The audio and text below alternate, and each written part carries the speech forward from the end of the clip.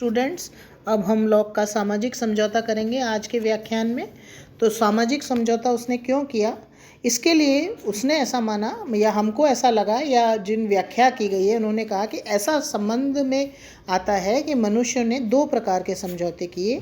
यद्यपि लॉक ने स्पष्टतः ये नहीं बताया कि उसने दो प्रकार के समझौते किए, परंतु उसके वर्णन से ऐसा प्रतीत होता है कि दो प्रकार के समझौते किए।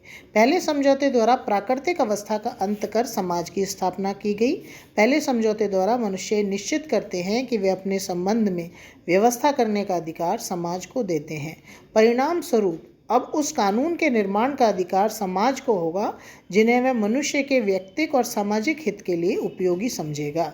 दूसरे प्रकार का समझौता वह है जो समाज के मनुष्य मिलकर करते हैं, शासक और व्यक्ति समूह, मतलब ये आपस में करते हैं, जिसके द्वारा राज्य संस्था की उत्पत्ति होती है। यह समझौता एक प्रकार के शासक और शासितों के मध्य है, जिससे समाज के द्वारा शासक को कानून बनाने, उसकी व्याख्या करने और उन्हें समझाने मनवाने का अधिकार दिया जाता है। परंतु लॉक के सामाजिक समझौते में शासक को अमर्यादित शक्ति प्राप्त नहीं है। शासक को शक्ति पर यह प्रतिबंध लगा दिया गया है कि उसके द्वारा निर्मित कानून प्राकृतिक नियमों के अनुकूल हो, मतलब जो भी शासक नियम बनाए, जो भी कानून बनाए, वो प्राकृतिक नियमों के अनुसार होना चाहिए। लॉक का कहना है कि व्यक्ति अपनी संपत्ति की रक्षा के लिए राजनीतिक समाज में प्रवेश करता है। संपत्ति के अंतर्गत जीवन, स्वास्थ्य तथा स्वतंत्रता भी सम्मिलित है और लॉक की धारणा है कि प्राकृतिक अवस्था में व्यक्तियों को जो अधिकार प्राप्त थे, समाज उनकी सुरक्षा सामूहिक रूप से और सामूहिक हितों को ध्यान में रखते हुए करेगा। इस प्रकार सरकार व्यक्तियों के जीवन, स्वतंत्रता और संपत्ति की रक्षा की गारंटी लेता है। इस समझौते में यह भी निश्चय किया जाता है कि यदि प्रभु सत्ताधारी समझौते की शर्तों का उल्लंघन करे और सार्वजनिक हित के विरुद्ध शासन करे, तो मनुष्यों के अधिकार होगा कि वह उससे अथवा उस व्यक्ति समूह से राजनीतिक शक्ति छीन ले और दूसरे ऐसे व्यक्ति या व्यक्ति समूह को दे दे जो समझौते की शर्तों के अनुकूल सार्वजनिक हित में शासन करे। अब लॉक के सामाजिक समझौते की क्या विशेषताएं हैं वो मैं पॉइंट्स में आपको बता रही हूँ। लॉक के सिद्धांत के अंतर्गत दो प्रकार के समझौते होते हैं। पहले समझौते द्वारा तो एक राजनीतिक समाज की स्थापना की गई है और दूसरे समझौते द्वारा शासक व शासित के मध्य शर्तें निश्चित करते हुए सरकार की स्थापना की गई है। दूसरा है समझौते के परिणाम स्वरूप नागरिकों के द्वारा अपनी प्राकृतिक अवस्था के अधिकारों को त्याग कर दिया जाता है, किंतु अधिकारों का यह त्याग इस शर्त पर किया जाता है कि समाज उनकी सुरक्षा सामूहिक रूप से और सामूहिक हित का ध्यान रखते हुए करेगा।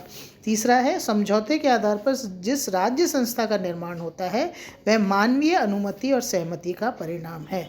नेक्स्ट है लॉक के सिद्धांत में शासक भी समझौते का एक पक्ष है, अतः समझौते की शर्तें उस पर अनिवार्यतः लागू होती हैं और उसके द्वारा समझौते का पालन आवश्यक होता है।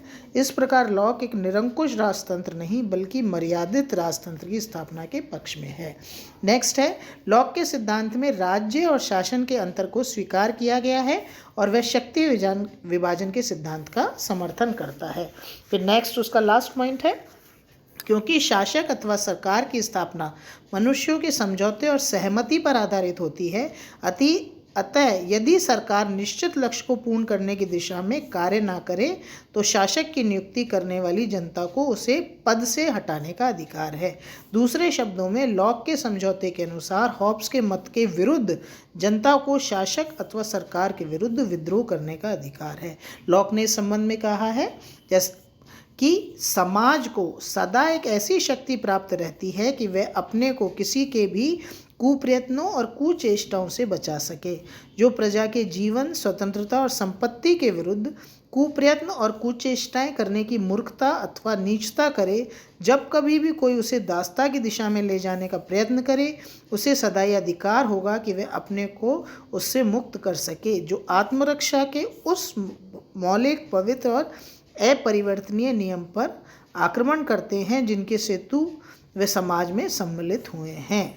ये लॉक ने अपनी डेफिनेशन में कहा है। Thank you.